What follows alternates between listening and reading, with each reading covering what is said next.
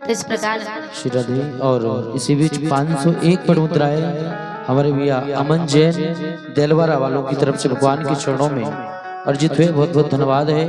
और व्यासपीठ से बार बार साधुवाद, कोटि कोटि धन्यवाद। जय श्री राधे, जय श्री श्याम।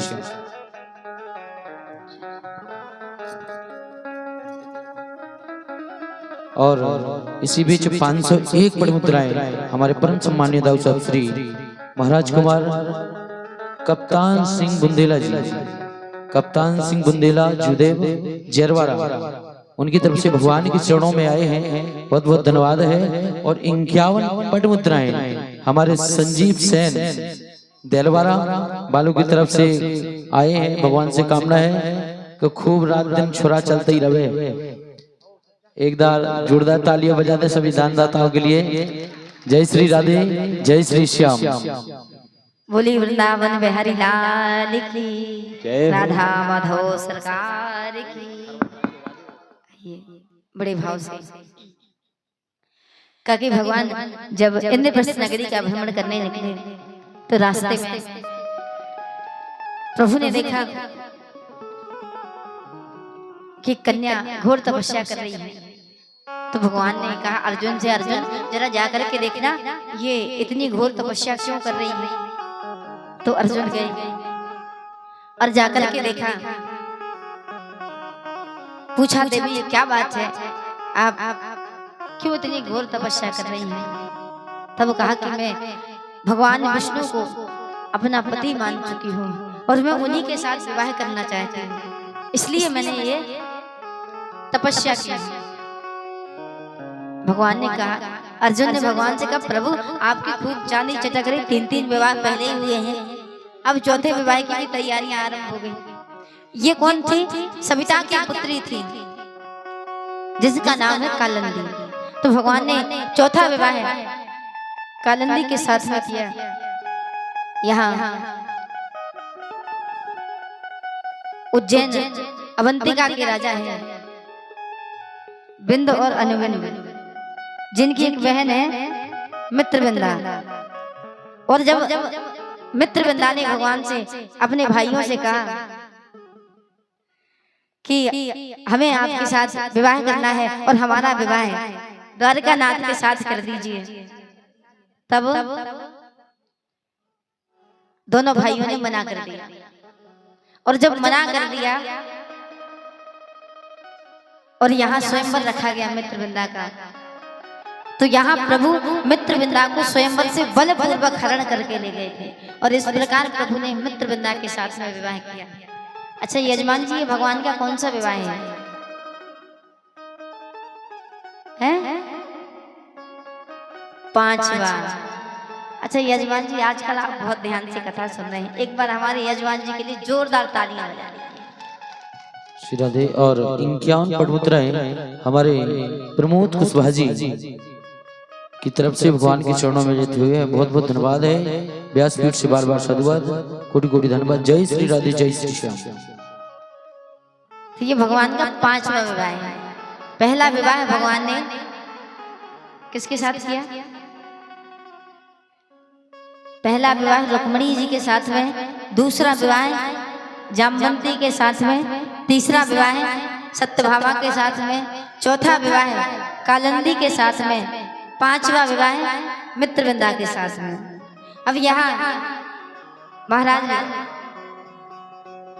नागजित हैं, मगध देश के राजा, जिनकी पुत्री का नाम है नागजिती, और उन्होंने प्रतिज्ञा रखी।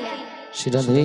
और 101 पट मुद्राएं हमारे परम सम्मान्य भैया श्री कोमल कुशवाहा जी देलवारा वालों की तरफ से भागवत महापुराण के चरणों में लेते हुए बहुत बहुत धन्यवाद है। जेरवारा वालों की तरफ से बहुत बहुत धन्यवाद है। एक बार जोरदार तालियां बजा दे सभी दानदाताओं के लिए। जय श्री राधे, जय श्री श्याम। बोले महाराज नागजित ने प्रतिज्ञा ली है कि जो इन 8 बैलों को, इन बैलों को एक साथ एक रस्सी में नाथ देगा, उसी के साथ मैं अपनी कन्या का विवाह करूंगा। और भगवान ने अपने 7 रूप बना करके एक एक करके एक रस्सी में उन 7 बैलों को नाथ दिया। और जिसमें भगवान का 7वां विवाह नागजिती के साथ में हुआ, 8वां विवाह भगवान की बुआ है स्त्रु कीर्ति, जिनकी कन्या का नाम है भद्रा, जिनके साथ में भगवान ने 7वां विवाह किया।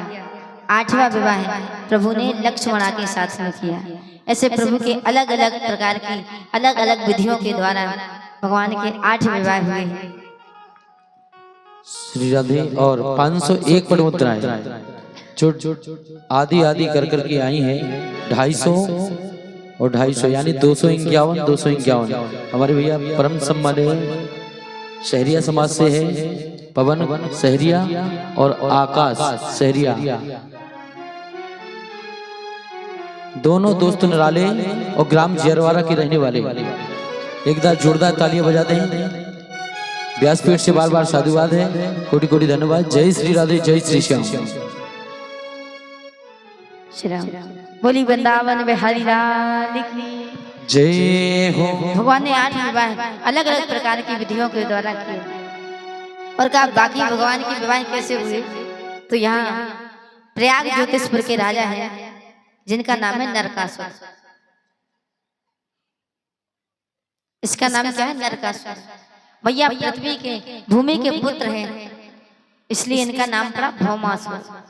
और इसने एक एक करके 16,100 कन्याओं को अपने बंदी गृह में कैद कर लिया और प्रण ले लिया कि जब 20,000 कन्याएं इकट्ठी हो जाएंगी तब उनके साथ एक साथ विवाह करूंगा सबके साथ। और तब भगवान ने अपनी पत्नी मैया सत्यभामा के साथ में प्रयाग ज्योतिषपुर पहुंचे, जहाँ 6 मुख वाला नगर रक्षक था। तो भगवान ने मुर नामक दैत्य का वध किया, जिसके कारण भगवान का नाम पड़ा मुरारी। और उसके बाद प्रभु मैया सत्यभामा के साथ में प्रयाग ज्योतिषपुर पहुंचे। वहां भगवान का युद्ध हुआ भौमासुर के साथ में, और भगवान ने भौमासुर का संहार किया।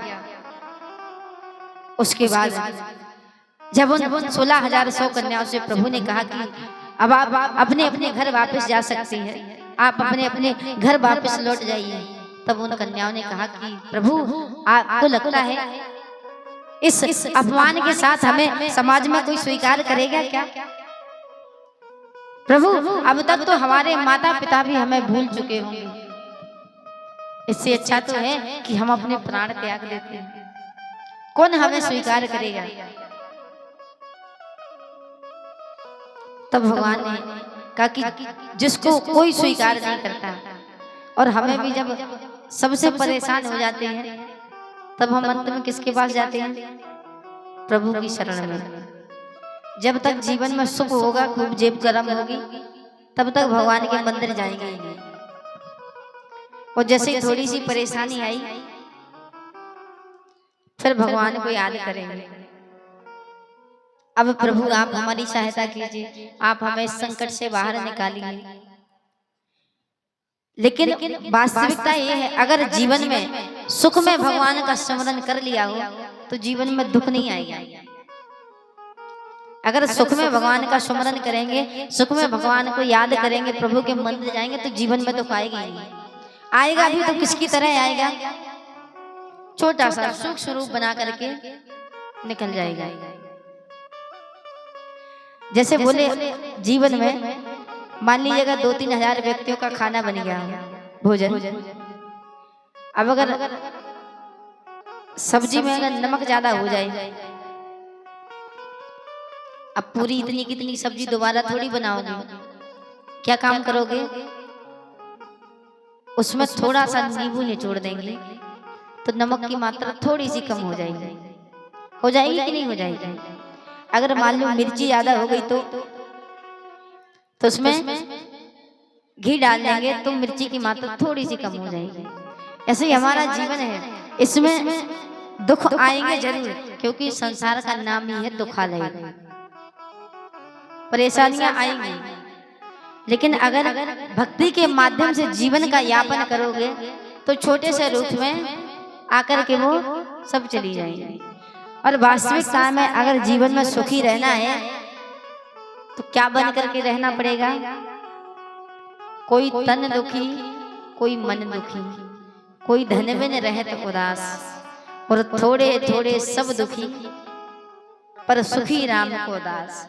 अगर जीवन में सुखी रहना है तो भगवान के दास बने करके रहना पड़ेगा। इसलिए जब दुख आए तभी भगवान के मंदिर नहीं जाना है कि प्रभु अब ये कार्य हम पे हो गया है तो हम आपके मंदिर जाएंगे, बढ़िया आराम से भजन करेंगे, उपवास करेंगे, और जैसे जीवन से दुख थोड़ा सा दूर गया फिर तो कसम खा लेते कि आप मंदिर की सीढ़ी तक नहीं चढ़ेंगे। तो ऐसा नहीं करना है। भगवान को सबसे ज्यादा सुख में ही याद करना है, लेकिन सुख में हम किसके साथ रहते हैं? संसार वालों के साथ में। भगवान के मंदिर नहीं जाएंगे। जब सुख आएगा तो सबसे पहले कहाँ भागते हैं? परिवार वालों में, रिश्तेदारों में, घर में, संसार में उलझे रहते हैं। और वास्तविकता में ये संसार में अगर उलझे हैं, संसार वाले कब तक साथ देते हैं? जब तक सुख है। और दुख आएगा सबसे पहले अपने ही छोड़ करके भागते हैं। सुख में आन सबही मिल बैठत, राहत जहू दस घेरे। जब तक जेब गरम होगी, 4 पैसा होंगे, सब घेर करके बैठे रहेंगे। और जरा सी विपत्ति आई सब अजनबी बन जाते हैं। सुख में आन सबही मिल बैठत, राहत जहू दस घेरे। विपत पड़ी सबही संग छोड़त, काहू न आवत नेरे। कोई पास आने वाला नहीं। इसलिए जितना हो सके भगवान की भक्ति प्राप्त करने का प्रयत्न करिए, और सुख में सबसे ज्यादा भगवान को याद करिए। दुख में तो करना ही है, लेकिन सबसे पहले सुख में करना है। और सुख में करोगे तो जीवन में दुख नहीं आएगा।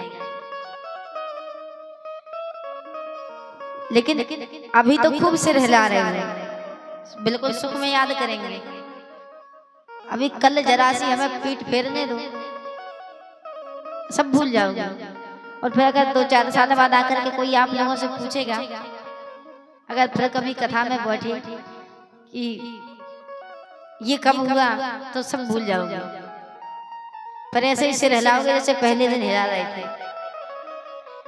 इसलिए सबसे पहले सुख में भगवान को याद करना है, क्योंकि हमारे सुख से ही ये जग बना है। प्रीतम जान लियो मन माही, अपने सुख से ही जग बांधियो, वरना को काऊ को नहीं।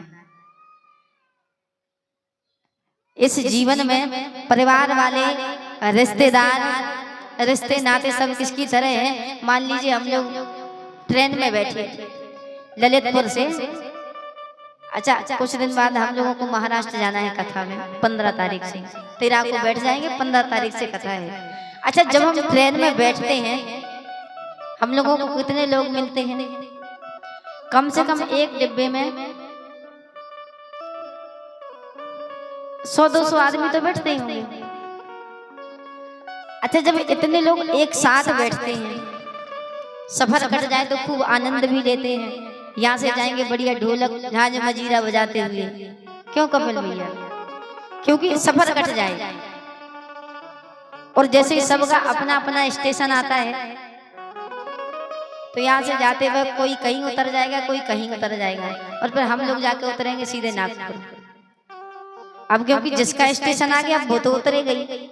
ऐसे ये जो संसार है हमें जीवन मिला है, ये भी ट्रेन की तरह चल रहा है। इसमें दादा दादी मिले, उनका स्टेशन आया, वो उसके बाद माता पिता, उनका स्टेशन आया, वो भी चल बसेंगे। तो ऐसे धीरे धीरे करके ये संसार खिसकता रहता है। इसलिए इसको पकड़ने का प्रयास नहीं करना है कि अगर जीवन में एक घटना घटी उसको ही पकड़ करके 2-4 साल बाद 2-4 साल तक बैठे।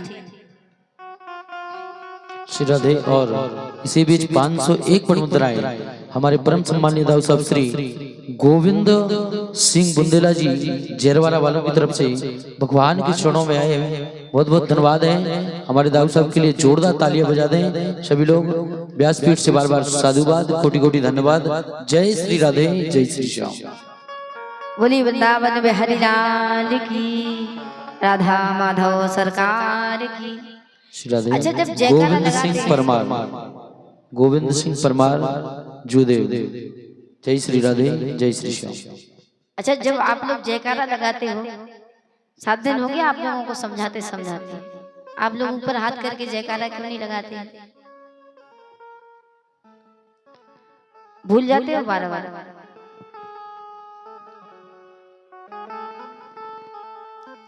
अच्छा यजमान जी, भगवान के दरबार में हाथ उठाने से क्या फायदा है? बताइए। पुण्य मिलता है और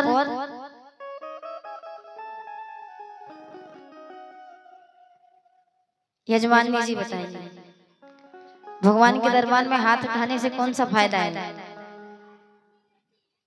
अच्छा, पुण्य मिलता है, सुखी रहते हैं। अच्छा, और इधर आ जाओ, भगवान के दरबार में हाथ उठाने से क्या होता है? क्यों आप लोगों से बार बार कहते हैं कि हाथ उठा करके जयकारा लगाइए? पुण्यों की प्राप्ति होती है, ये बात भी सही है। इधर वाले बताएंगे।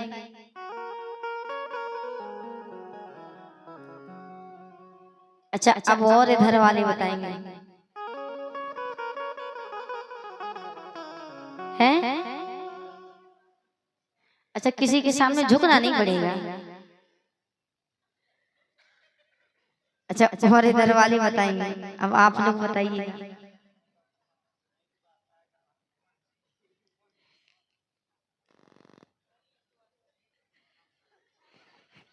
हैं? अच्छा, भगवान के दरबार में हाथ उठाओगे तो इंसान के दरबार में हाथ नहीं उठाने पड़ेंगे। तो है? अच्छा, इंसान के आगे हाथ नहीं फैलाना पड़ेंगे कि तुम दे दो। अच्छा, भगवान से ही ले लो।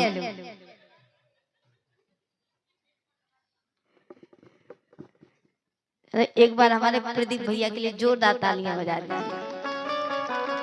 कम से कम सोची तो है आपने ऐसी। बोले भगवान के दरबार में हाथ उठाने से क्या होता है? बोले अगर हम बार बार हाथ उठाते रहे, तालियों की सेवा करते रहे, तो क्या होता है? राम कथा सुंदर करतारी, संशय विहग उड़ावन हारी। अगर हम भगवान के दरबार में हाथ उठाएंगे तो प्रभु अपने आप समझ जाएंगे। प्रभु हमारे जीवन में जितनी बाधाएं आने वाली हैं, जो हमारी हाथों की रेखाओं में जो भी कष्ट आने वाले हैं, प्रभु उनको अपने आप हर लेंगे। ये बार बार बता रहा है प्रभु, अब आप सब कुछ जाने, आप जानो, आपका काम जाने। इसलिए भगवान के दरबार में बार बार हाथ उठाते रहना है, जिससे भगवान हमारे जीवन से सारी विपत्तियों को, सारी आपदाओं को हर लेंगे। अरे भजलो भजलो हरि को नो नाओ, अरे भजलो भजलो हरि को नो नाओ, ठिकानो नैया जीवन को, भजलो भजलो हरि को नो नाओ। अरे भजलो भजलो हरि को नो नाओ, ठिकानो नैया जीवन को।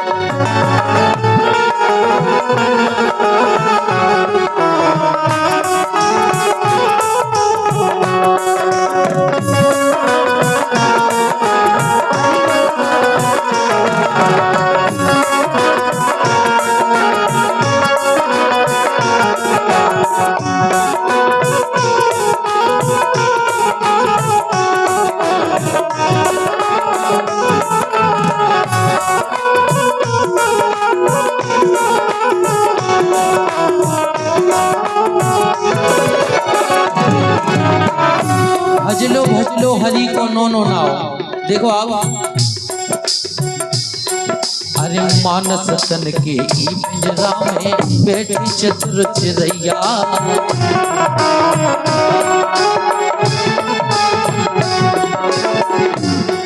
अरे मानस तन के पिंजरा में बैठी चतुर चिरैया।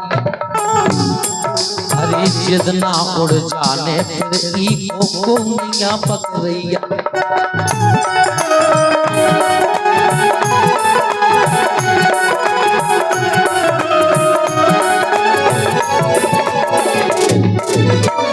ये जीवन दिया है, अगर प्रभु ने जीवन दिया है, देखो आओ ये जीवन क्या है। अरे मानस तन के ई पिंजरा में बैठी चतुर चली। अरे जितना उड़ जाने फिर ईको को नैया पकड़ैया।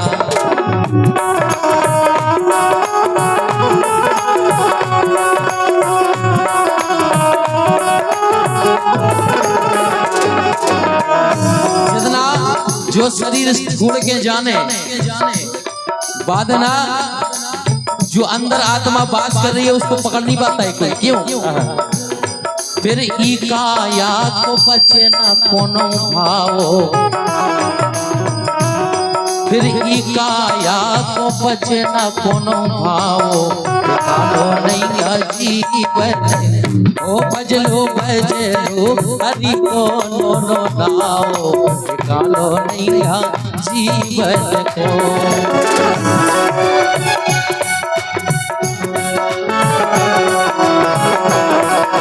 हरि बोल।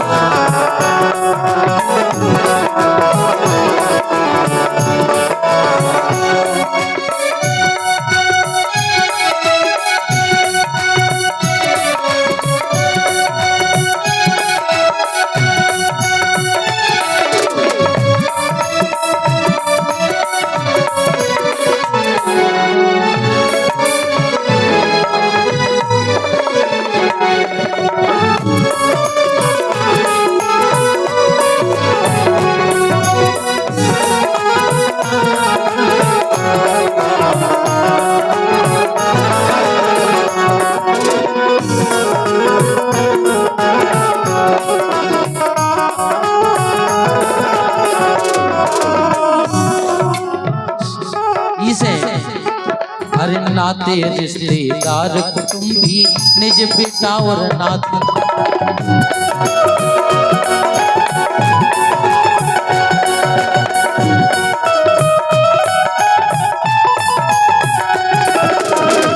नाते रिश्तेदार कुटुंबी निज बेटा और नाती। देखो आप अरे नाते रिश्तेदार कुटुंबी निज बेटा और नाती।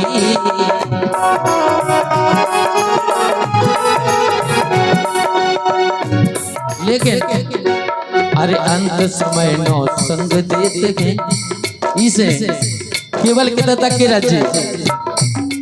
अरे अंत समय में सबई होते हैं मरघटनों के वासी। ओ अंत समय नो सबई होते हैं मरघटनों के वासी। अंत समय नो कितने तक रख केवल मरघट तक। भजन का क्या भाव है देखिए आप। अरे नाते रिश्तेदार कुटुंबी निज बेटा और नाती। अंत समय नो सबई होत है मरघटनों के वासी।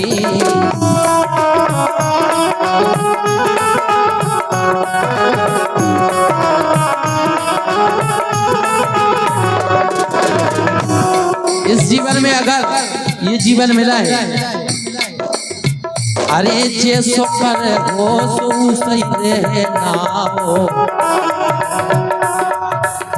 अगर हम इस जीवन में जैसा करेंगे वैसा ही नाम होता है।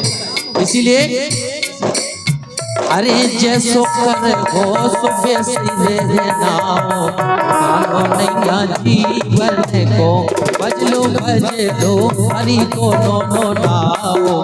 कालो नैया जीवन को भजलो भजलो हरि को नो नाओ। कालो नैया जीवन को।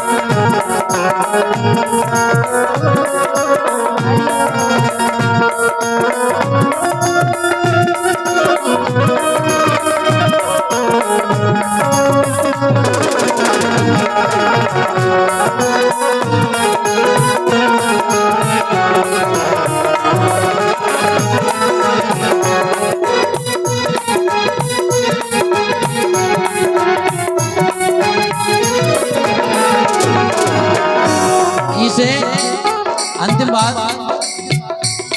अरे राम नाम रूपी धन आवे अंत समय में कामे। रूपी आवे अंत समय में कामे। अरे राम नाम रूपी धन आवे अंत समय में कामे। रूपी आवे अंत समय में कामे। अरे झूठी माया के चक्कर में काय फंसे बिरथा में। रूपी माया के चक्कर में काय फंसे बिरथा में। ये जो माया की नगरी है इसमें इंसान व्यर्थ में ही मिल जाए। क्यों? देखिए आप। अरे जैसी कूथत रहे नहीं पूछो पाओ। जैसी कूथत रहे कुछ नहीं पूछो पाओ। कालो नहीं जीवन को भजलो भजलो गरीबो नो ना। कालो नहीं जीवन को भजलो भजलो गरीबो नो ना। कालो नहीं जीवन को भजलो भजलो गरीबो नो ना।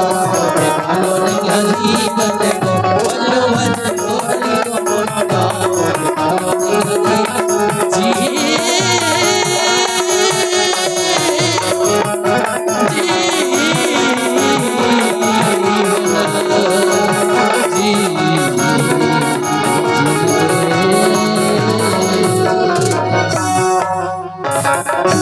बोली वृंदावन बिहारी लाल की, राधा माधव सरकार की। जे कह रहे हो कि है कह रहे हो, समझ में नहीं आता है।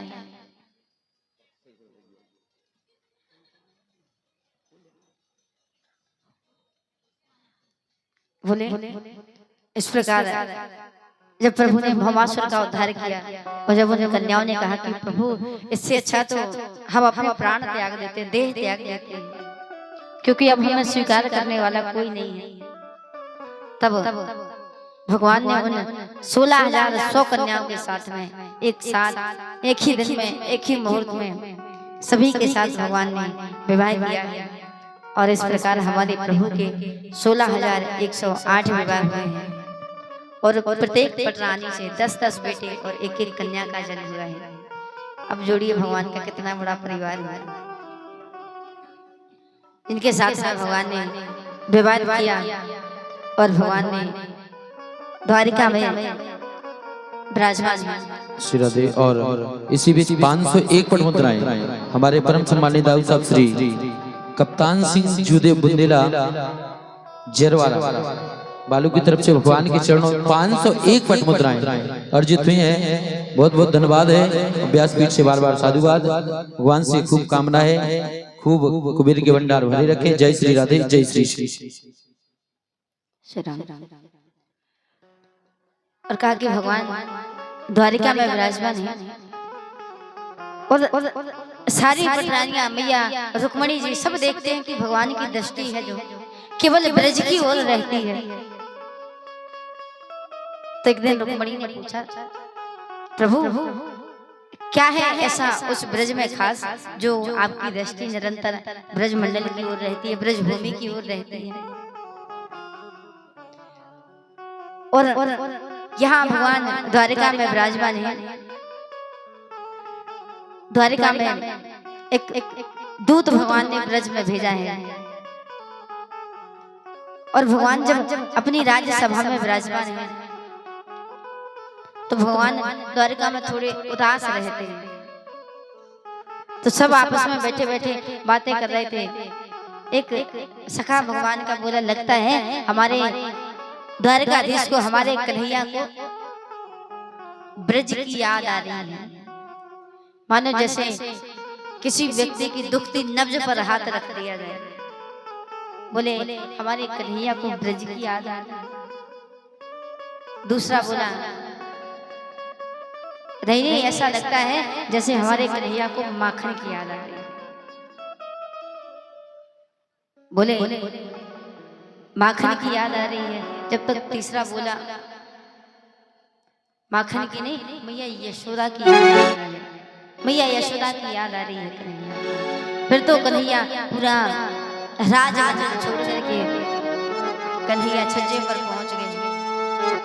और जैसे ही छज्जे पर पहुंचे तो केवल प्रभु की दृष्टि ब्रज मंडल की ओर है, ब्रज भूमि की ओर है।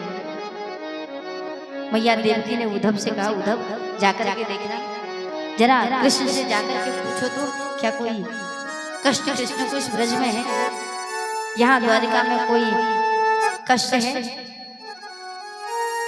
उद्धव दौड़े दौड़े गए भगवान के पास। यहाँ प्रभु ने देखा कोई आया है, तुरंत अपने आंसू पोंछ करके प्रभु ने कहा, उद्धव तुम क्या बात।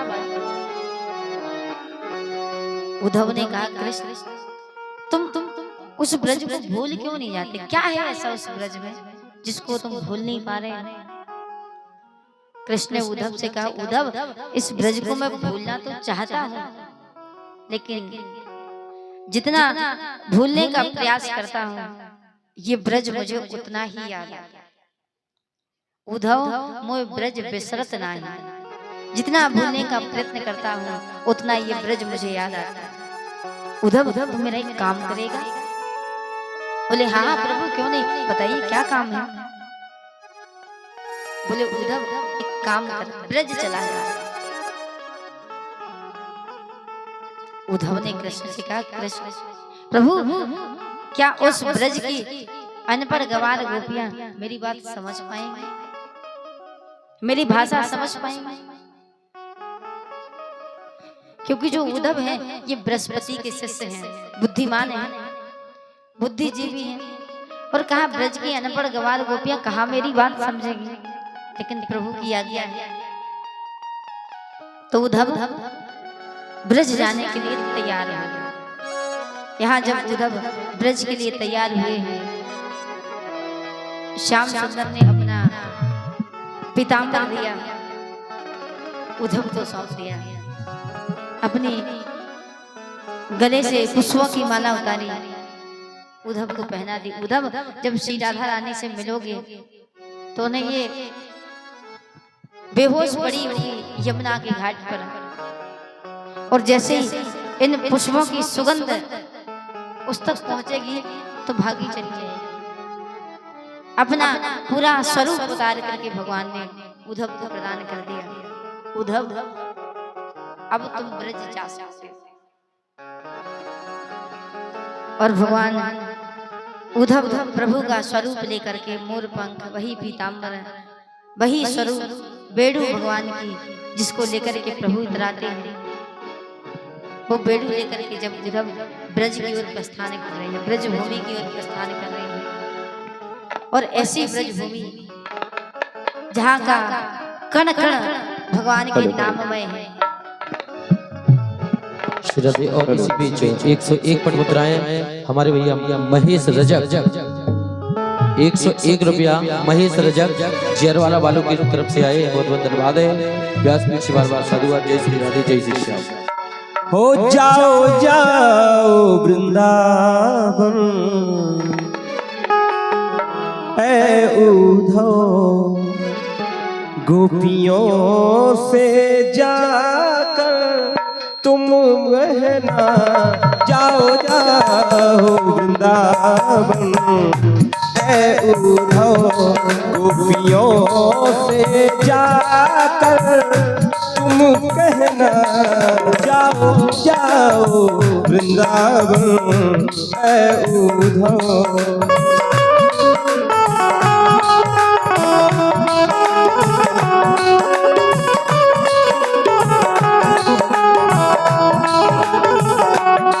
जाओ जाओ वृंदावन ऐ उद्धव गोपियों से जाकर तुम मिलना कहना, कान्हा ने भेजा है कहना, कान्हा ने भेजा है।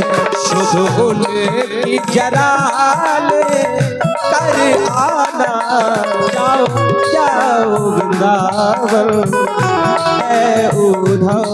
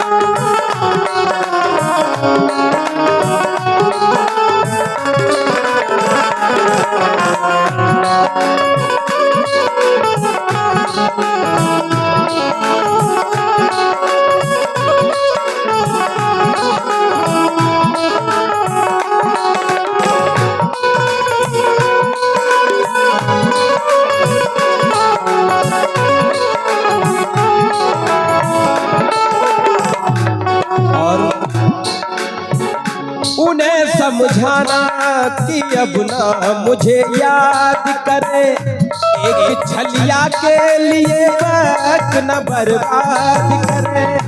उन्हें समझाना कि अब ना मुझे याद करे, एक छलिया के लिए वक्त न बर्बाद करे, एक छलिया के लिए वक्त न बर्बाद करे। वो क्या कहती है उनकी बात, वो क्या कहती है उनकी बात, हमसे आकर के तुम कहना, जाओ जाओ वृंदावन ऐ उद्धव गोपियों से जाकर तुम मिलना।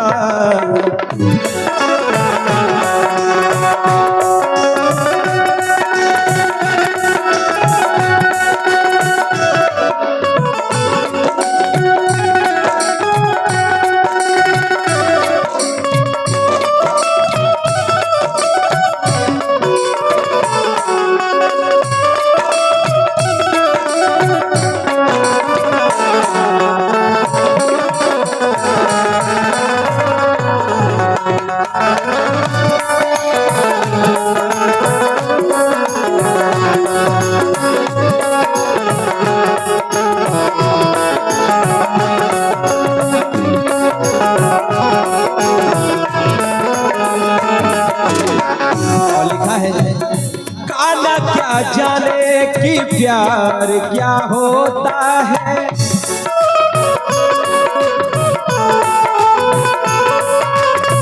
रोती हो तुम लोग वो चैन से सोता है, रोती हो तुम लोग वो चैन से सोता है।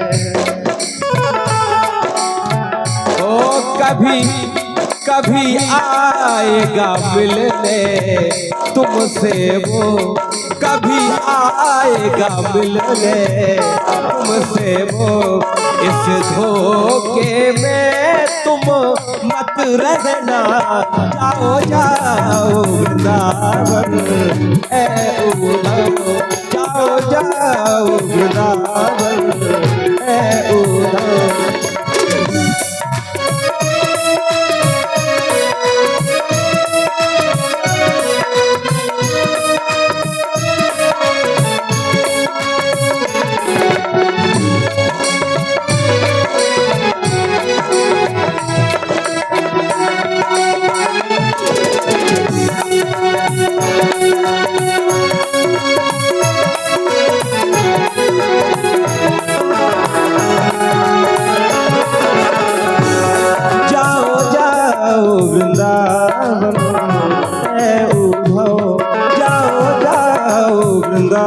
ए उद्धव गोपियों से जाकर तू मिलना कहना कान्हा ने भेजा है, कहना कान्हा ने भेजा है। शुद्ध उनकी जरा ले कर आना, जाओ जाओ रावण है उद्धव, जाओ जाओ रावण है उद्धव, जाओ जाओ रावण है उद्धव। बोलिए वृंदावन बिहारी लाल की जय। उद्धव जी महाराज की जय हो। श्री राम। और आज भगवान ने श्री उद्धव को आज्ञा प्रदान की कि उद्धव ब्रज जाओ और जाकर के गोपियों से कहना, तुम मुझसे कहते हो ना कि मैं ब्रज को भूल जाऊं। उद्धव ये बात मैं मानने को तैयार हूं, लेकिन अगर ब्रज की गोपियां मुझे भूल जाएगी तो मैं उनको भूलने के लिए तैयार हूं। तुम एक बार उनसे जाकर के कहना। और उद्धव पूरा भगवान का स्वरूप लेकर के उद्धव वृंदावन की ओर प्रस्थान कर रहे हैं।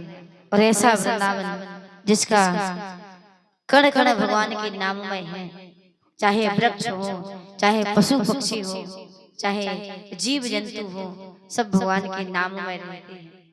श्री राधे। और इसी बीच हमारे परम सम्मानित दाऊ साहब श्री कप्तान सिंह बुंदेला जूदेव जेरवारा वाले की तरफ से भगवान के चरणों में अर्जित हुए हैं। बहुत बहुत धन्यवाद है। व्यासपीठ से बार बार साधुवाद, कोटि कोटि धन्यवाद। जय श्री राधे, जय श्री श्याम। एक बार जोरदार तालियां बजा दे हमारे दाऊ साहब के लिए। और 51 पट मुद्राएं हमारे भैया गणेश ठेकेदार बालों से भगवान के चरणों में अर्जित हुए। बहुत बहुत धन्यवाद है। और 51 पट मुद्राएं महेश रजक जेरवारा वालों की तरफ से भगवान के चरणों में आए। बहुत बहुत धन्यवाद है। व्यासपीठ से बार बार साधुवाद, कोटि कोटि धन्यवाद। जय श्री राधे, जय श्री श्याम। और 101 पट मुद्राएं पुनः हमारे परम सम्मानित दाऊ साहब कप्तान सिंह जूदे बुंदेला जेरवारा वालों की तरफ से आए। बहुत बहुत धन्यवाद है। एक बार जोरदार तालियां बजा दें हमारे दाऊ साहब के लिए। और 101 पुनः भगवान के चरणों में देते हैं हमारे दाऊ साहब कप्तान सिंह जूदे बुंदेला। बहुत बहुत धन्यवाद है। और 101 पुनः देते हैं कप्तान सिंह जूदे बुंदेला जेरवारा वालों की तरफ से भगवान के चरणों में अर्जित होते हैं। बहुत बहुत धन्यवाद है। व्यासपीठ से बार बार साधुवाद, कोटि कोटि धन्यवाद। जय श्री राधे, जय श्री श्याम। श्री राम। और उद्धव भगवान का स्वरूप लेकर के वृंदावन की ओर उद्धव ने प्रस्थान किया है। और ऐसा वृंदावन जिसका कण कण भगवान के बिना निष्प्राण हुआ पड़ा है, क्योंकि वृंदावन के वृक्ष को मरम न जाने कोई, डाल डाल और पात में श्री राधे राधे हो। ऐसा वृंदावन का कण कण स्वरूप जो पूरा ब्रज मंडल भगवान के बिना निष्प्राण हो गया है। मानो जैसे किसी व्यक्ति के शरीर से, देह से उसकी आत्मा निकल जाए तो उसका शरीर निष्प्राण हो जाता है। उसी प्रकार हमारे श्याम सुंदर सारे ब्रज मंडल के प्राण हैं। और आज जब प्रभु ब्रज मंडल को छोड़ करके गए थे, ऐसा उजड़ा हुआ ब्रज मंडल जब उद्धव ने देखा, उद्धव ने गोपी से पूछा, गोपी जरा बताओगे कि मैया यशोदा का महल कौन सा है? अब गोपी ने मालूम है कौन सा रास्ता बताया। बोले ये जो नाला आप देख रही हैं ना, आप इस नाले को पकड़ करके जाइएगा और जैसे आप यहाँ से निकलोगे यही आपको मैया यशोदा के महल तक पहुंचा देगा। और जैसे ही मैया यशोदा के महल के पास आप जाओगे तो मैया यशोदा का दर्शन आपको हो जाएगा। बोले अच्छा। अब उद्धव बुद्धिमान है, कहा ये कौन सा रास्ता बता दिया, ऐसे में मैया यशोदा के द्वार तक पहुंचूंगा। तो बोले क्या करूं? तो उधर चले जा रहे हैं, सोचते जा रहे हैं। मैं तो पहले ही कहता हूँ कि ये ब्रज की बड़ी अनपढ़ गंवार गोपियां हैं, कहाँ मुझे इनकी बातों में फंसा दिया। और उद्धव उस नाले को पकड़े पकड़े जब उद्धव ने नंद रानी के नंद भवन में जाकर के देखा कि वो नाला मैया यशोदा के अश्रुओं से बह रहा था। मैया यशोदा रोज दही मंथन करती है, न जाने कब मेरा लाला हमारे यहाँ आ जाए और कब माखन मांग ले। मैया यशोदा के घर में हजारों दास दासियां हैं, लेकिन मैया यशोदा खुद भगवान के लिए दधी मंथन करती है। ऐसी मैया यशोदा नंद बाबा से पूछा, बाबा आप क्या काम करते हैं? नंद बाबा ने कहा, उद्धव केवल मेरा ही नहीं संपूर्ण ब्रज मंडल का केवल एक ही काम है, और वो है कृष्ण को याद करना, कृष्ण का स्मरण करना। हमारे संपूर्ण ब्रज का एक ही काम है। जब से कृष्ण ब्रज को छोड़ करके गया है, किसी को कोई सुध नहीं है। यमुना के घाट पर देखा श्री राधा रानी बेहोश पड़ी हुई है, और जैसे ही पुष्पों की माला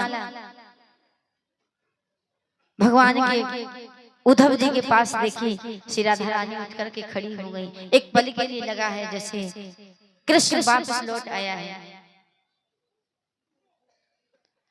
और यहाँ थोड़े और आगे बढ़े, एक गोपी भगवान का हिसाब लिख रही है, 1 जमा 1 बराबर 1। उद्धव ने काली गोपी इतना भी नहीं जानती है, 1 जमा 1 बराबर 2 होता है। 1 और 1 को जोड़ेंगे कितना होता है? 2। गोपी ने कहा, उद्धव कि तुम्हारे गणित में होगा 1 जमा 1 बराबर 2।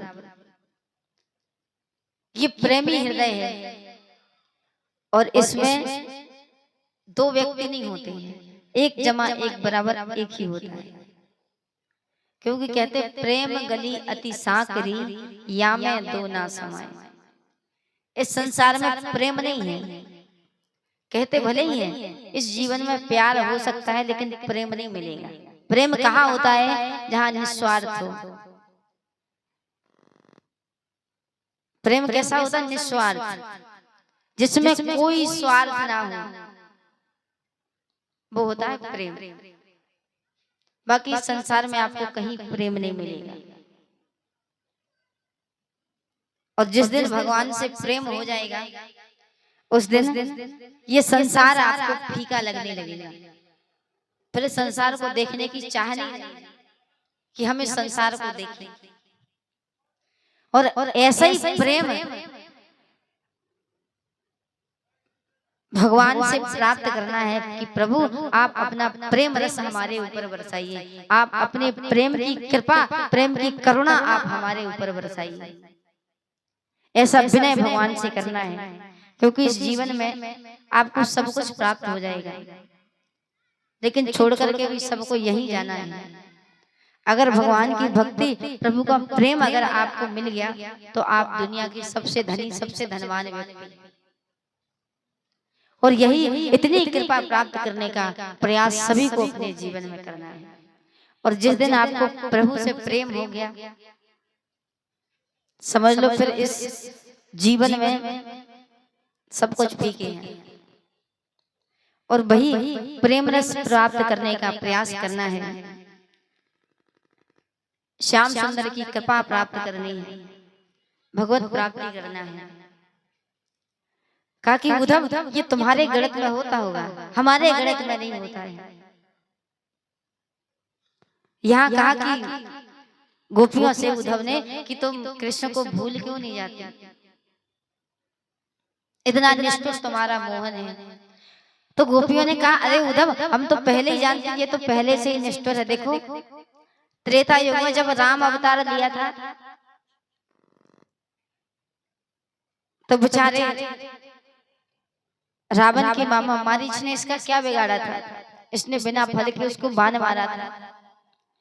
द्वापर युग में कृष्ण अवतार लिया, तो बोले ये बहुत निष्ठुर है।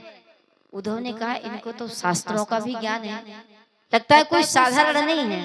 और ब्रज की गोपियां कौन है, किसको भगवान की गोपी कहा गया है, यजमान जी बताएंगे।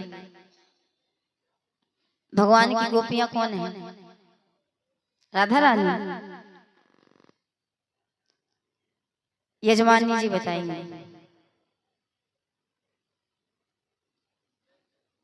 हाँ, ब्रज की गोपियां कौन है?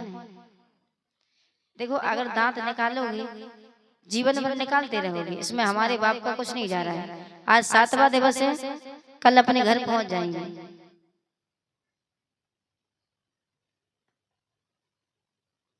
इसलिए आपको बार बार कहते हैं, कथा कोई मनोरंजन का विषय नहीं है। जो यहाँ आओ और ही हा हा हू बैठे, भजनों का आनंद लिया और घर पहुंच गए, सुनोगे इसका फल आप ही को मिलेगा। आप हमें कुछ नहीं दे दोगे, और नहीं सुनोगे तो आपका ही समय वेस्ट हुआ, पैसा बर्बाद हुआ, इसमें हमारा क्या गया।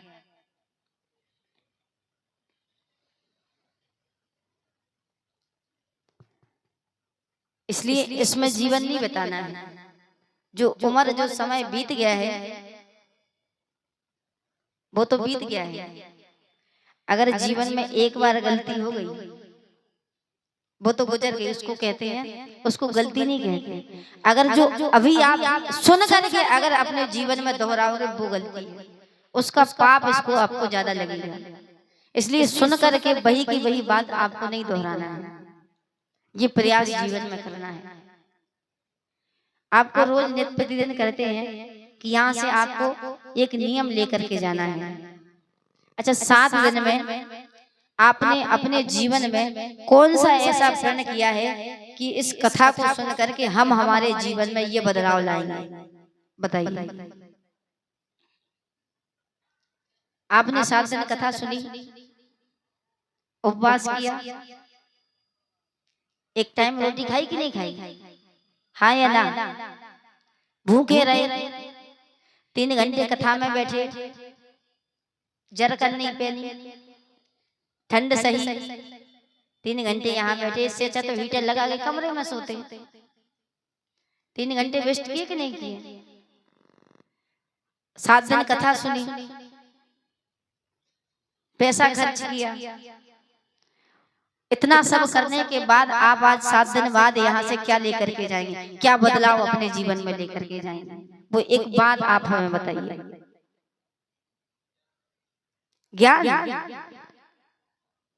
ज्ञान लेकर के जाएंगे। ज्ञान होता क्या है?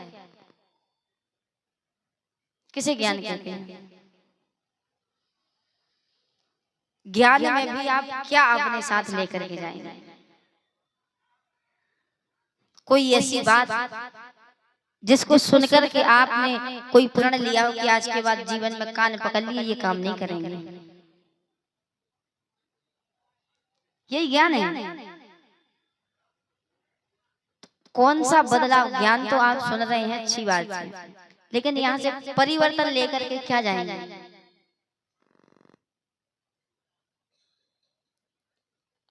किसी से लड़ेंगे नहीं, गुस्सा नहीं करेंगे, 180 की स्पीड में गाड़ी नहीं चलाएंगे, माता पिता के साथ प्रेम से रहेंगे, भाई भाई के साथ प्रेम से रहेंगे, बहन भाईजन का स्वागत सत्कार करेंगे। क्या आप अपने जीवन में यहाँ से बदलाव लेकर के जाएंगे? वो एक बात आप आज हमें बताएं। आज 7वां दिवस है, फिर आपकी छुट्टी है, बताइए जल्दी जल्दी, इतना टाइम नहीं है। सबसे पहले तो यजमान जी बताएंगे, भक्त लोग तो बाद में बताएंगे। बताइए।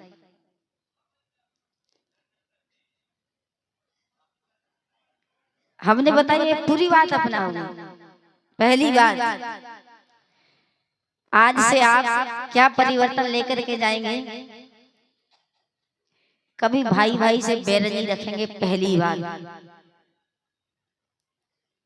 अगर इसको अपनाओ तो यहाँ के ना, पहली। दूसरी, अच्छी संगति करना है, क्योंकि जैसी करोगे संगत वैसी होगी रंगत। इसलिए अच्छी संगति करना है। दूसरी, अपने 24 घंटे में से कम 5 मिनट भगवान के लिए निकालना है। 1 घंटा, पक्की बात, सच में 1 घंटा निकालोगे, झूठ नहीं बोलना है।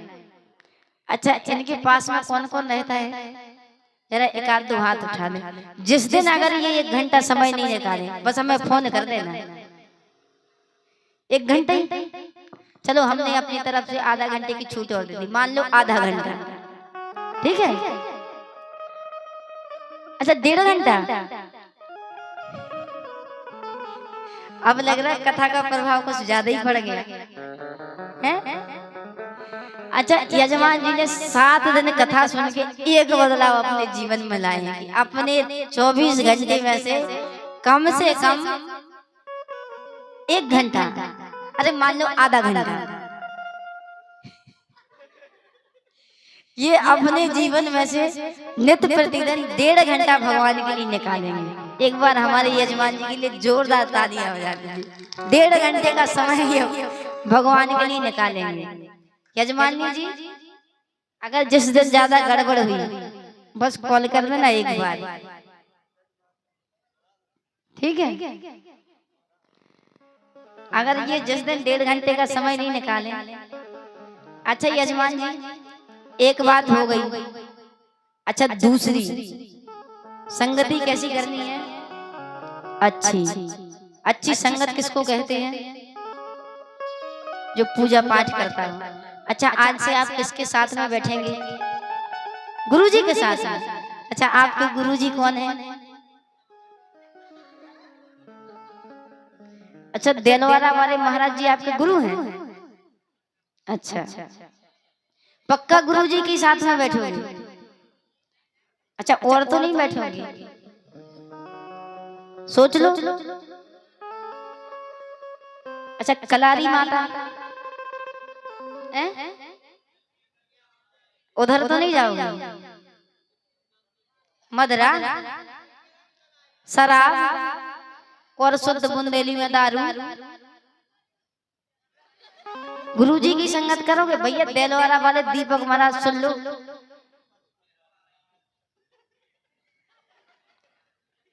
आपने कहा ना कि गुरुदेव की शरण में रहेंगे, ये तो नहीं कहोगे? अच्छा, एक बार क्या हुआ देखो, एक बार हमारे बहुत अच्छे शिष्य थे, ठीक है, कम से कम 4-5 साल पहले। अच्छा, जब उसने गुरु दीक्षा ली, पता नहीं कहां से ऐसे फूलों की माला बनवा के लाया था, आज तक जीवन में नहीं मिली। पहली बार ऐसी माला बना करके लाया था, पता नहीं काय के फूल थे।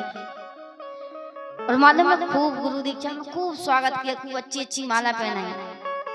और जब हम 2-3 साल बाद अच्छा उसके घर गए, स्टेशन पे उतरे, तो हम लोगों ने सोचा एक काम करते हैं, उसका घर पास में ही है, वहां चलते हैं। तो उसके साथ में एक और व्यक्ति ने गुरु दीक्षा ली थी, उसको फोन लगाया, हमने कहा भैया इसका घर थोड़े पास में है। फोन नहीं उठा रहा, उससे कहना कि ये लोग आए हैं। उसने कहा देखो, बड़े हाथ जोड़ करके निवेदन है, उसके घर में मत जाना। बोले क्यों? बोले हमारा घर 10-15 किलोमीटर दूर है, एक काम करो यहाँ आ जाओ। हमने कहा ठीक है। अब फिर लगा कि काय को ठंड में जाएंगे, इसका घर स्टेशन के पास में है, तो हम लोग पहुंच गए। अच्छा, जब पहुंचे वो तो एकदम अपने भांग के रंग में एकदम उमंग में झूमता हुआ, जैसे ही दरवाजा खटखटाया और ऐसे घूमते हुए बाहर आ गया। अच्छा, उसने पैर छुए, हमने कहा बस खुशी रहो। बोले हमारा आशीर्वाद है, तुम खुशी रहो। तो ऐसा नहीं कि 7 दिन तो कथा सुनी, अभी कह रहे कि देलवारा वाले गुरुजी के साथ में रहेंगे और 2-4 महीने बाद आए तो इसी रंग में मिलो, तो ये भी नहीं करना है। अच्छा, कथा कहाँ चल रही थी? इधर से कौन से प्रसंग में? उद्धव प्रसंग। तो उद्धव जी 6 महीने बाद ब्रजमंडल को अपना गुरु बना करके गए थे। आए तो थे गोपियों को समझाने के लिए, लेकिन उद्धव जी 6 महीने ब्रजमंडल में रहे और ब्रजमंडल को अपना गुरु बना करके गए। राजा परीक्षित ने पूछा, प्रभु एक बात बताइए, आप बार बार कहते हैं भगवान दीन बंधु है, भगवान का जो स्वभाव है ये कृपामय है, दीन बंधुता का स्वभाव है। क्या भगवान के कोई सखा, ऐसे कोई मित्र हुए हैं जिन्होंने भगवान ने जिन पर कृपा की? तो बोले बिल्कुल, और एक वास्तविकता है, एक मंत्र है, कृष्णाय वासुदेवाय हरे परमात्मने प्रणत कलेश नाशाय गोविंदाय नमो नमः। अगर जो व्यक्ति अगर दिन में एक बार सुबह सुबह उठ के अगर इसका जाप कर ले तो भगवान उसके सारे कष्ट दूर कर देते हैं, क्योंकि ये भागवत का संकट मोचन मंत्र कहते हैं इसको। कृष्णाय वासुदेवाय हरे परमात्मने प्रणत कलेश नाशाय गोविंदाय नमो नमः। अगर याद नहीं हो पाए अपने अपने यूट्यूब गूगल पर सर्च मारना, स्क्रीनशॉट लेना और रख लेना, और रोज प्रतिदिन इसको सुबह सुबह अवश्य बोलिएगा, तो आपके सारे काम शुभ होंगे और सब बाधाएं दूर हो जाएंगी। जो कष्ट आपके जीवन में आने वाले होंगे वो पहले ही भाग जाएंगे। कहा कि कोई भगवान के ऐसे सखा हुए हैं, कोई दीन बंधु की कथा आप हमको सर्वपान कराइए। तभी सुखदेव जी को श्री सुदामा जी की याद आई और कहा कि भगवान के एक बड़े परम मित्र हुए हैं परम भागवत श्री सुदामा जी। अच्छा, भागवत में ये नहीं कहा गया है कि सुदामा जी के मित्र थे भगवान श्री कृष्ण, क्योंकि अगर सुदामा जी कहेंगे, मान लो अगर जरवाला का कोई व्यक्ति कहेगा नरेंद्र मोदी हमारे मित्र हैं, सब लोग कहेंगे पागल हो गया है, शॉर्ट लगवा दो। और अगर नरेंद्र मोदी एक बार भाषण कर दें कि फलाना फलाना व्यक्ति हमारा मित्र है, मानेंगे सब लोग कि नहीं मानेंगे? भगवान कहते थे कि सुदामा जी हमारे मित्र हैं।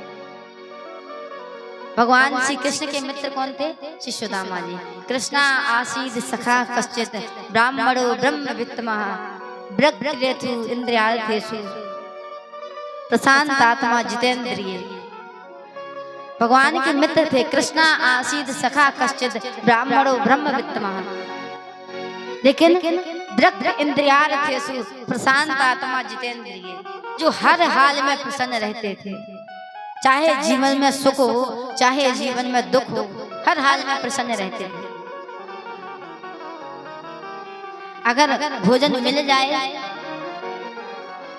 तो प्रसाद पाएंगे, और अगर भोजन नहीं मिला तो क्या समझते हैं आज प्रभु की इच्छा है कि हम व्रत करें, उपवास करें, इसलिए भोजन मिले।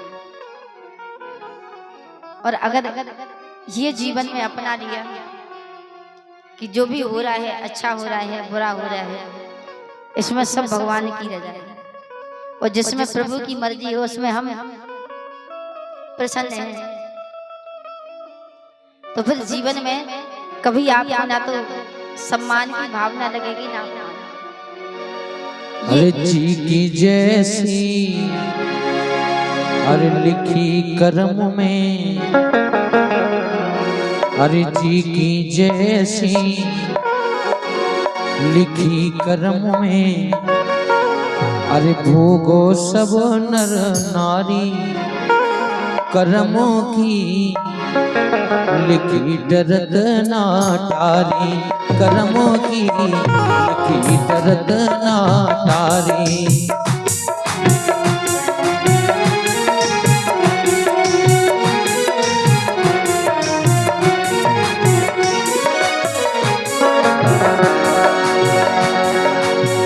जी की जैसी लिखी कर्मों में, जी की जैसी हाँ लिखी कर्मों में, भोगो सब नर नारी कर्मों की लिखी दर्द ना टारी, कर्मों की लिखी दर्द ना टारी।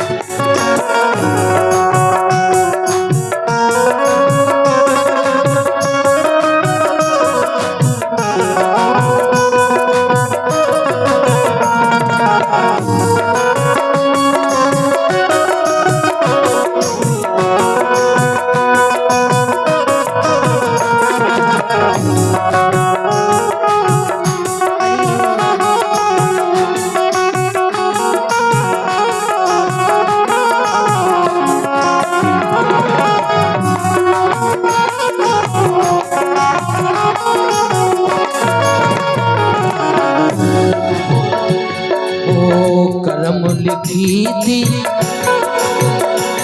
ओ करम राम बन गमन लिखो तो,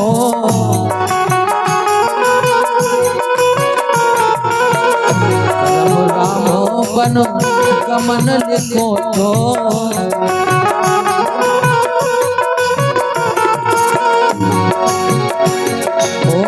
गमन लिखो तो बन गमन लिखो तो,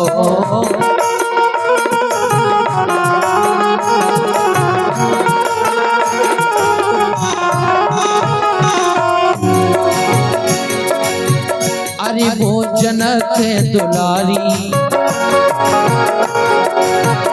अरे भोजन के दुलारी, करमों की लिखी दर्द ना ठारी, करमों की लिखी दर्द ना ठारी।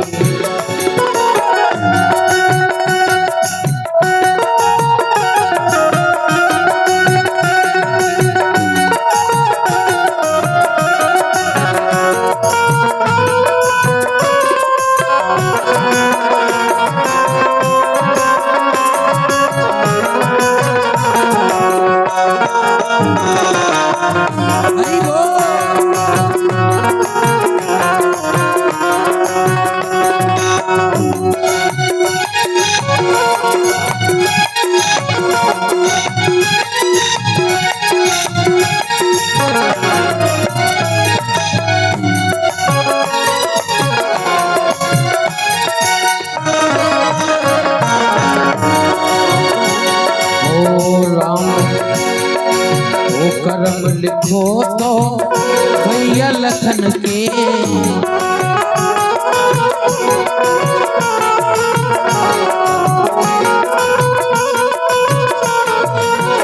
करम लिखो तो हाँ भैया लखन के,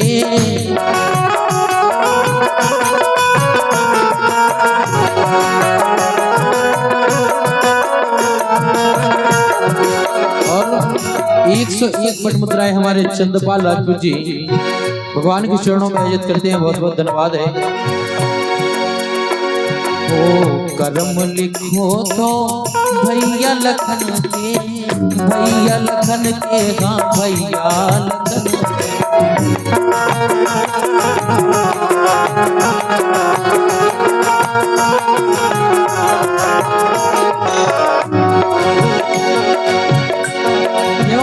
भगवान को भी कर्मों में लिखा है। ओ असुर ने शक्ति मारी, ओ असुर ने शक्ति मारी, कर्म की लिखी डरत ना ठारी, कर्म की लिखी डरत ना ठारी।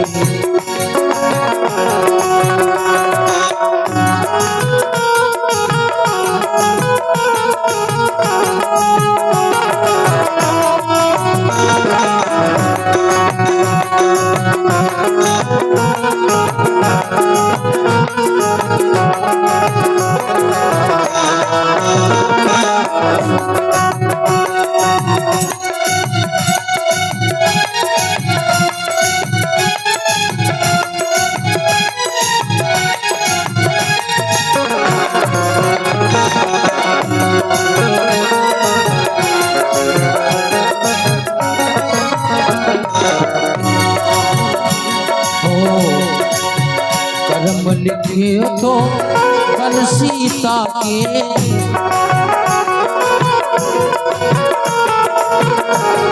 लिखी थी बन सीता के, बन सीता के, हाँ बन सीता के।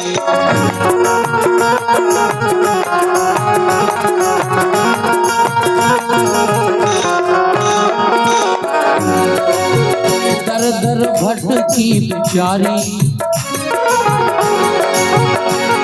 ओ दर दर भटकी बिचारी, कर्म की लिखी दर्द ना ठारी, कर्म की लिखी दर्द ना ठारी।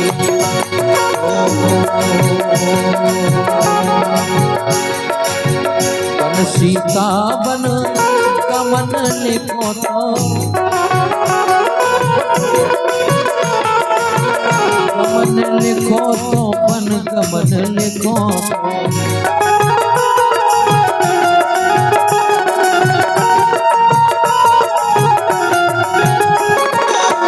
दर दर भटकी बेचारी दर दर भटकी बेचारी करम की दर्द नारी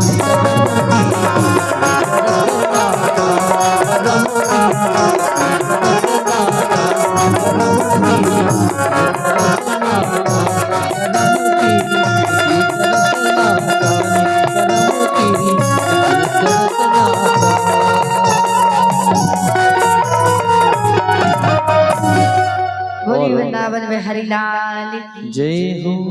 और 51 पट मुद्राएं हमारे महेश रजक जैरवाड़ा वालों की तरफ से भगवान के चरणों में अर्जित हुए। और 101 पुनः हमारे भैया महेश रजक जैरवाड़ा वालों की तरफ से भगवान के चरणों में अर्जित होते हैं। बहुत बहुत धन्यवाद है। व्यासपीठ से बार बार साधुवाद, कोटि कोटि धन्यवाद। जय श्री राधे, जय श्री श्याम। श्री राम श्री राम राधे श्याम। बोली वृंदावन में हरिलाल की जय राधा माधव सरकार की जय हो। और यहाँ सुदामा जी भगवान की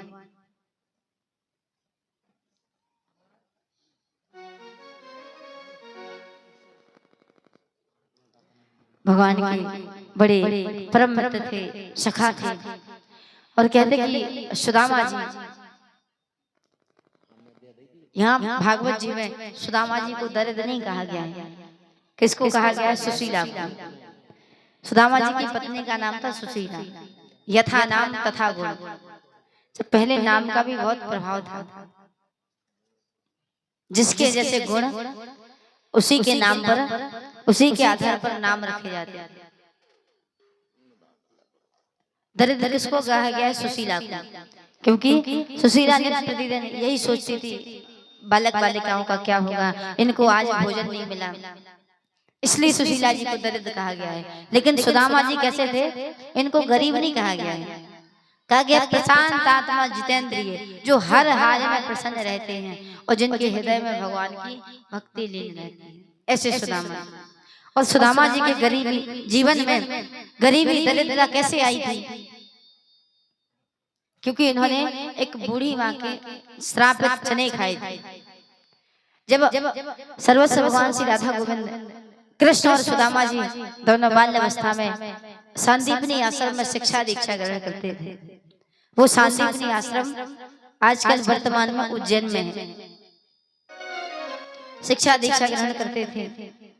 और इनकी जो गुरु माता थी, इन्होंने सुदामा जी को वो चने दिए थे। और वो कैसे थे? एक बूढ़ी माँ के श्रापित चने थे। और अपने खेत में वो काम कर रही थी, कुछ चोर पोटली को छीन करके भाग गए थे। और उस बूढ़ी माँ ने श्राप दिया था कि जो भी मेरे इन चनों को खाएगा वो अपना जीवन गरीबी में व्यतीत करेगा, उसको खाने पाने पीने के लाले पड़े रहेंगे।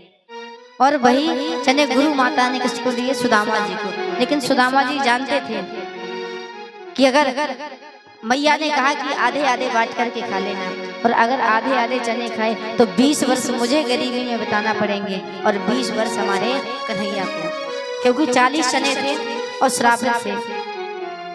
और अगर कहा कि मैंने अगर 40 चने खा लिए तो फिर मुझे ही गरीबी में बिताना पड़ेंगे, हमारे कन्हैया को, हमारे मित्र को कोई कष्ट ना हो, क्योंकि हमारा कन्हैया आगे द्वारिका को राजा बनने वाला है। और यहाँ सुदामा जी ने उन चनों का पान किया था, उन चनों को खाया था, जिसके कारण सुदामा जी को 40 वर्ष अपने गरीबी में बिताने पड़े, खाने पीने के लाले पड़े रहते थे। अरे जन्म लो है तो जाने जरूर है, अरे वो न एक दिन दूर है।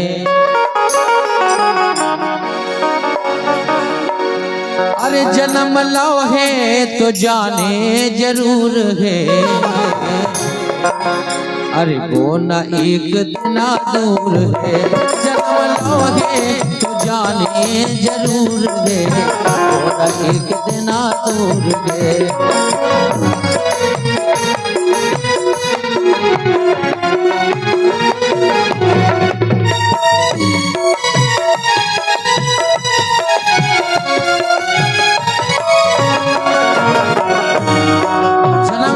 जाने जरूर है। देखो आप, अरे करबे कोनो कितनो घमंड, 4 दिना के छल पाखंड, मौत एक दिन लिखी अखंड।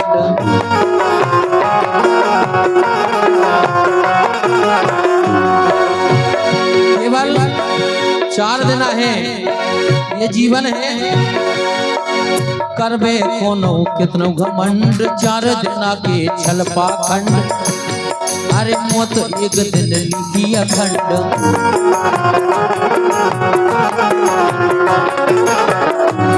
इसे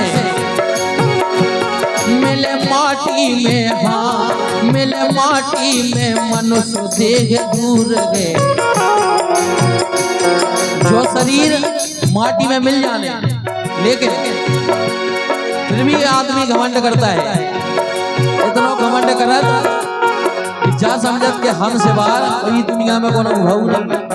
लेकिन देखो आप, 4 दिन अरे करबे कोनो कितनो घमंड, 4 दिना की छल पाखंड, मौत एक दिन लिखी अखंड।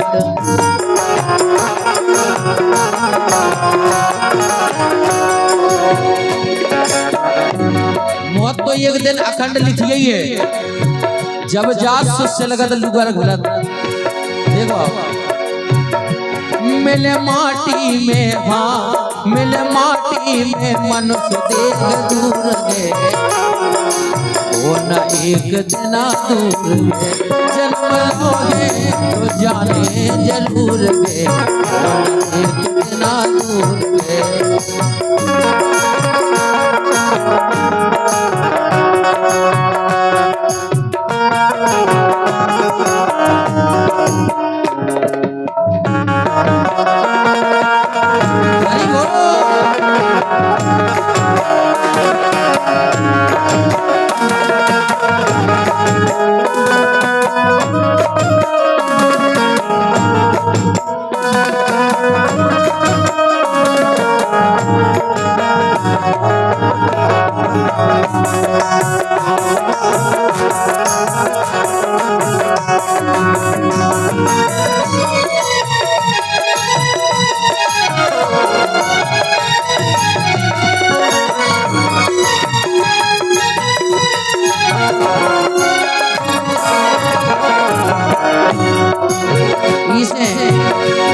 अरे 4 दिन धरती को रेवो, केवल 4 दिन है ये धरती पे रहवे की। अरे 4 दिन धरती को रेवो, फिर मालिक नो होने के सो, हंस के रहो सबसे जीव के वो।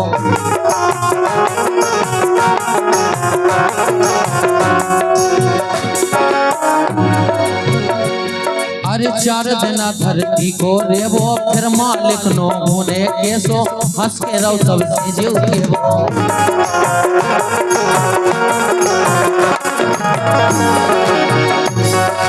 लेकिन हंस के रहो सबसे जीव के वो काहे? अगर कोई सोचबे, अगर कोनो कह देवे के तुम मर जाओ, तो कोई नहीं चाहू कि हम मर जाओ। कोनो चाहू, कोई नहीं चाहू कि हम मर जाओ। सबरे जीव चाहू कि हम अमर रहे। अरे उते जावे खो, अरे उते जावे खो, हर को मजबूर है। उते जावे खो, हर को मजबूर है, एक दिन दूर है। जन्म लोगे तो जाने जरूर है, वो न एक दिन दूर है।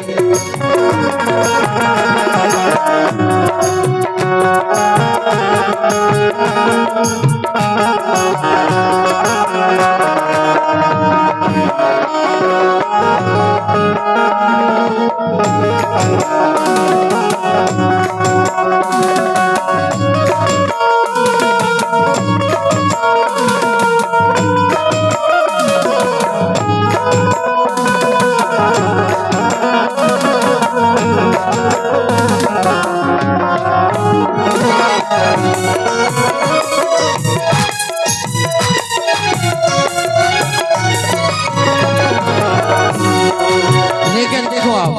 अगर जो जीवन दो है तो सब जने काय में व्यस्त हैं। अरे को न सोचो जी लो हंस के करो एक दूजे को मस्के, केवल एक दूसरे के गरे खोज रहे काय। अरे को न सोचो जी लो हंस के करो एक दूजे को मस्के, अंत समय में करके कसके।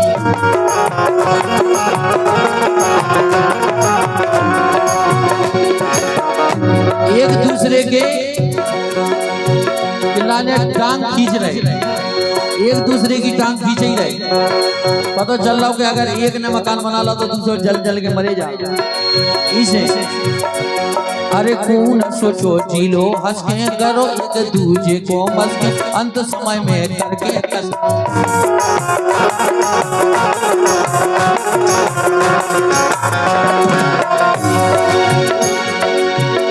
कर्म क्यों बन के, अरे कर्म क्यों बन के, हाँ कर्म क्यों बन के दिल में भरपूर है। कर्म क्यों बन के दिल में भरपूर है, और एक दिन दूर है। कर्म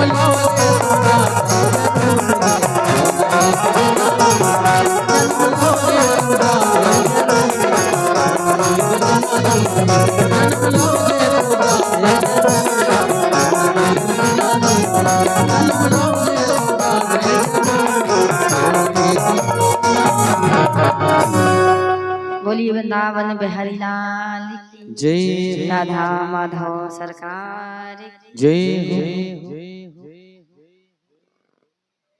काय मैया इतने दूर से बताओ कथा सुन भी आई और कथा में बैठ कर नींद आ रही है। राधे। और 51 पट मुद्राएं हमारे भैया परम सम्मानीय महेश रजक जरवारा वालों की तरफ से भगवान के चरणों में आए, बहुत बहुत धन्यवाद है। व्यासपीठ से बार बार साधुवाद। जय श्री राधे, जय श्री श्याम। बताओ नया खेड़ा से कथा सुन भी आई है। तो तीसरे नंबर के श्रोता नहीं बनने बोले। श्री राधे। और 51 पट मुद्राएं हमारे भैया परम सम्मान्य श्री अरविंद सिंह यादव जी जरवारा वालों की तरफ से भगवान के चरणों में अजित हुए, बहुत बहुत धन्यवाद है। व्यासपीठ से बार बार साधुवाद, कोटि कोटि धन्यवाद। जय श्री राधे, जय श्री श्याम। श्री राम। और काकी जिसके कारण सुदामा जी को अपने 40 वर्ष गरीबी में बिताने पड़े। एक दिन भैया सुशीला ने सुदामा जी से कहा कि प्रभु आपके सखा भगवान श्री द्वारिकानाथ है, कई वर्षों से आप उनसे मिले नहीं हैं, एक काम कीजिए आप उनसे मिलने के लिए चले जाइए। आपने कभी बताया नहीं कि आपके मित्र हैं द्वारकानाथ, लेकिन आजकल अगर एक फोटो भी अगर किसी के साथ खिंचवा लें, समझ लो story Insta, Facebook, YouTube, WhatsApp, Twitter,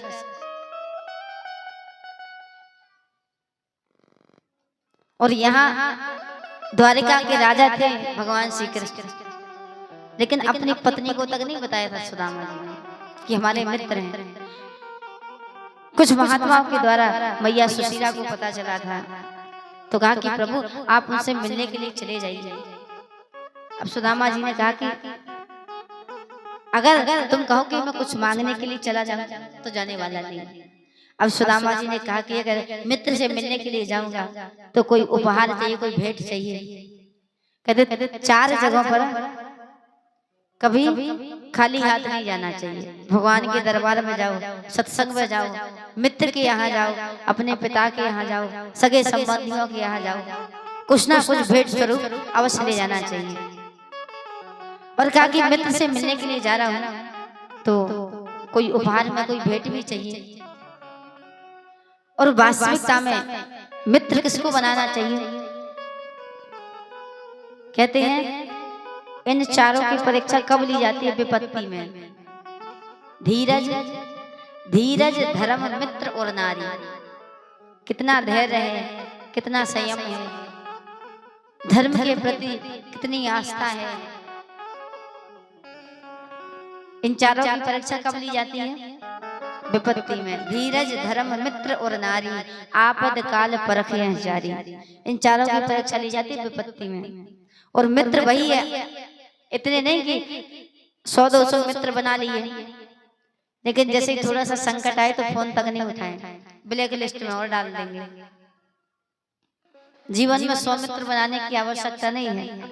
भले ही एक मित्र हो, लेकिन ऐसा हो कि जो भले ही आपके सुख में साथ ना खड़ा हो, सुख में दिखाई ना दे, पर दुख में सबसे पहले आपके साथ आकर के खड़ा हो जाए, ऐसे व्यक्ति से मित्रता करनी है। कहा कि मित्र के पास जाऊंगा तो कोई उपहार चाहिए, भेंट चाहिए, तो मैया सुशीला ने 2-3 मुट्ठी तंदुल चावल एक जीर्ण शीर्ण फटी हुई धोती में बांध दिए और द्वारका की ओर सुदामा जी ने प्रस्थान किया। यहाँ कहते हैं चावल भगवान के दरबार में कौन व्यक्ति अर्पित करता है? जो चाहता है कि हमारे यहाँ धन की प्राप्ति हो, वो भगवान के दरबार में चावल अर्पित करता है। जो व्यक्ति चाहता है कि हमारे यहाँ प्रभु हमारे घर में किसी ना किसी रूप में आकर के विराजमान है, वो व्यक्ति भगवान के दरबार में अन्न गेहूं प्रदान करता है। क्योंकि इसी की महिमा के कारण मैया यशोदा के यहाँ भगवान 11 वर्ष 56 दिन खेले थे और कहा कि धोती में बांध करके तंदुल चावल सुदामा जी को प्रस्थान किया है द्वारिका की ओर, और हाथ जोड़ करके निवेदन किया, इस छोटी सी भेंट को आप अपने द्वारकाधीश को भेंट प्रदान करिए, लेकिन मेरा एक संदेश द्वारकानाथ से अवश्य कहिएगा। बोले कौन सा? बोले प्रभु 1 मास 2 पाक में प्रभु आपने सबको महीने में 2 एकादशी प्रदान की है। 15 दिन में आती है एकादशी 11 से। बोले प्रभु आपने सबको महीने में 2 एकादशी प्रदान की है, लेकिन जिस दिन हमारे घर में भोजन नहीं होता है हम उस दिन को एकादशी मान लेते हैं। 1 मास 2 पाक में 2 एकादशी हुए, सो प्रभु दीन दयाल ने नित्य देने हुए। प्रभु हमारे यहाँ से एकादशी कब दूर होगी? और ये संदेश लेकर के सुदामा जी द्वारका की ओर प्रस्थान कर रहे हैं, चलते जा रहे हैं, लेकिन लक्ष्य एक ही है, कुछ भी हो जाए लेकिन द्वारिका तक पहुंचना है। और कहते हैं चलते चलते द्वारिका सुदामा जी ने एक वृक्ष के नीचे विश्राम किया और कहते हैं कि अगर भक्त भगवान से मिलने के लिए अगर 1 कदम भी आगे बढ़ाता है तो प्रभु 60 कदम आगे आकर के उसका स्वागत करते हैं। अरे कोई जाए कोई जाए कोई जाए जो वृंदावन मेरा पैगाम ले जाना। कोई जाए कोई जाए कोई जाए जो वृंदावन मेरा पैगाम ले जाना।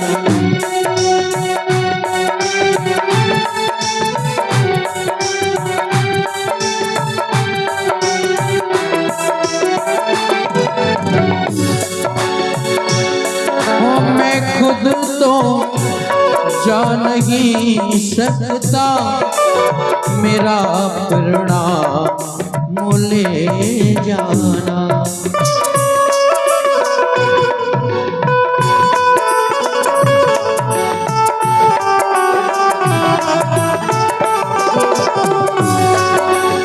कोई जाए कोई जाए ओ कोई जाए जो वृंदावन मेरा पैगाम ले जाना। कोई जाए जो वृंदावन मेरा पैगाम ले जाना।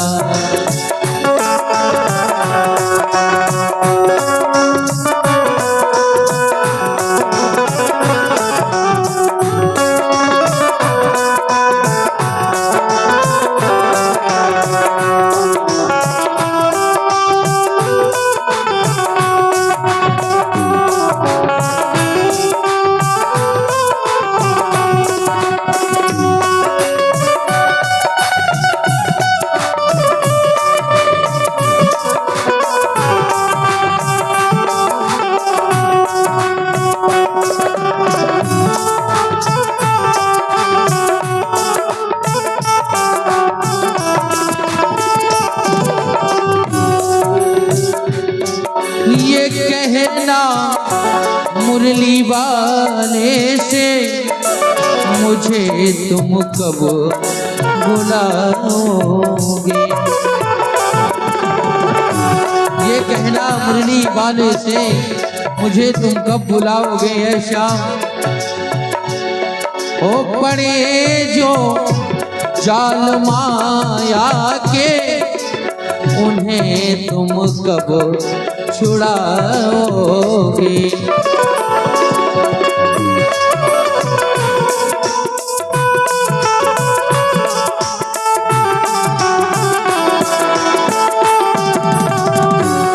ये कहना मुरली वाले से मुझे तुम कब बुलाओगे। तो मुझे इस घोर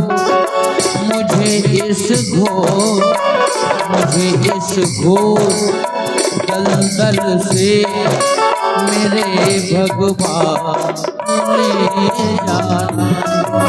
मुझे इस घोर दलदल से मेरे भगवान ले जाना।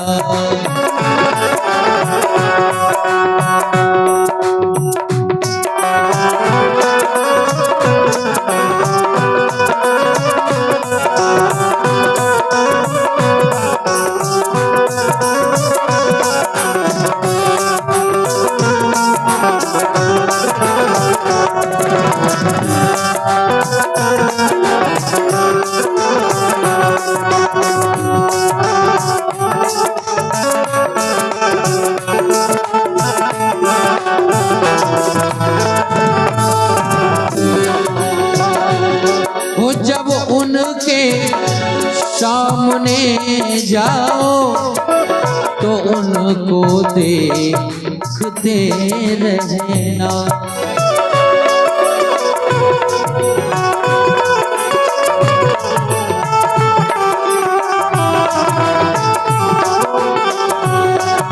जब उनके सामने जाओ तो उनको देखते रहना। वो मेरा जो हाल पूछे तो जुबां से कुछ नहीं कहना।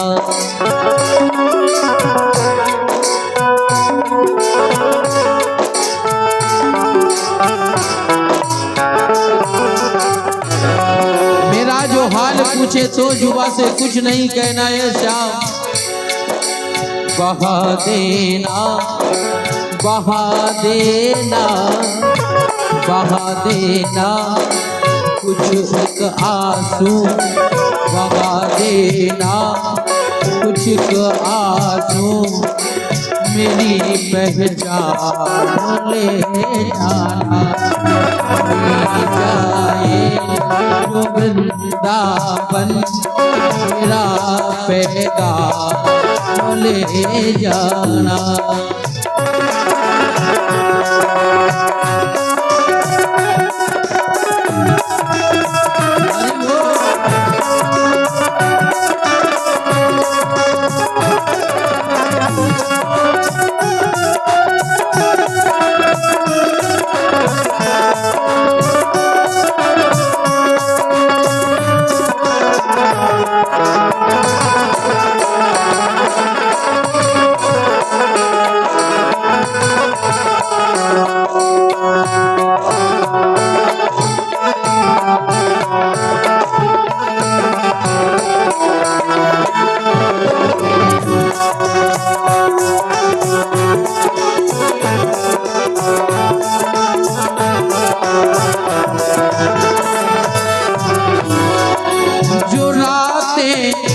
जाग कर देखे मेरे सब ख्वाब ले जाना।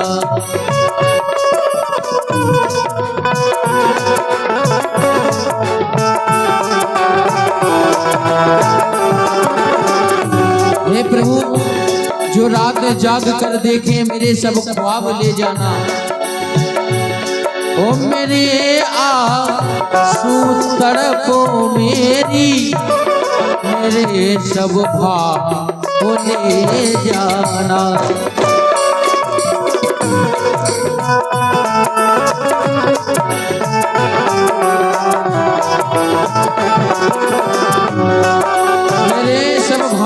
जाना, ऐसा ठाकुर से कहना। ओ न ले जाओ, न ले जाओ।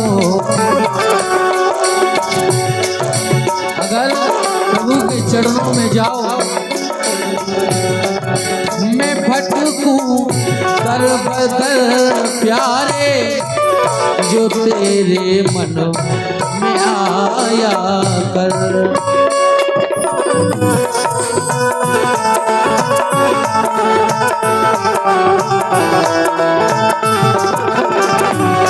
मैं भटकूं दर बदर प्यारे, जो तेरे मन में आया कर। वो मेरी जो सांस अंतिम हो, वो निकले तेरी चौखट पर।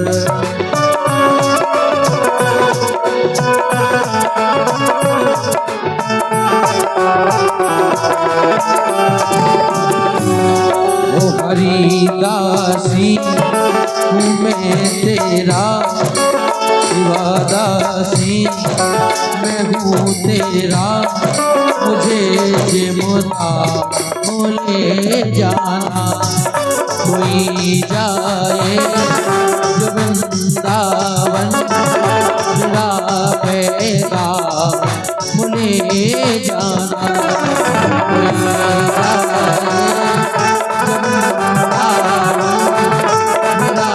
मिलावेगा बोले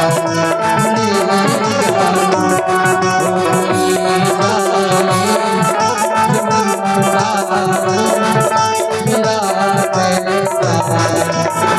कोई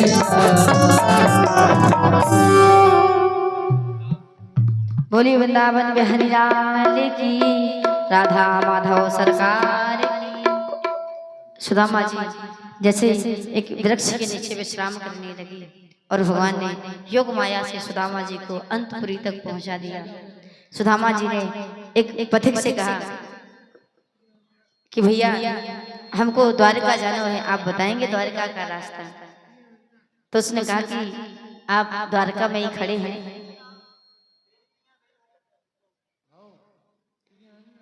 कहा कि द्वारका में जाना है। बोले किसके दरवाजे पर जाना है, किसके यहाँ जाना है, कोई मकान नंबर, एड्रेस, गली नंबर कुछ तो होगा।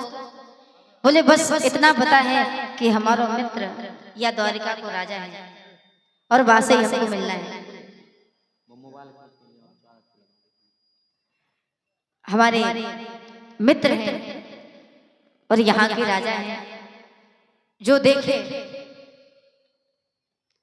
उसको अचंभा होने लगे। ऐसे हमारे प्रभु के मित्र हैं, कोई विश्वास नहीं करता है। और सुदामा जी भगवान श्री कृष्ण के द्वारपाल में दरवाजे पर पहुंचे, द्वार पर पहुंचे। और जैसे ही द्वार पर पहुंचे, यहाँ सुंदर सुंदर भाव सजाया है संतों ने। वैसे तो सुदामा जी सीधे अंतपुरी में पहुंच गए थे, लेकिन यहाँ साधु सज्जनों ने बड़ा सुंदर वर्णन किया है कि प्रभु जब द्वार पर पहुंचे और वहां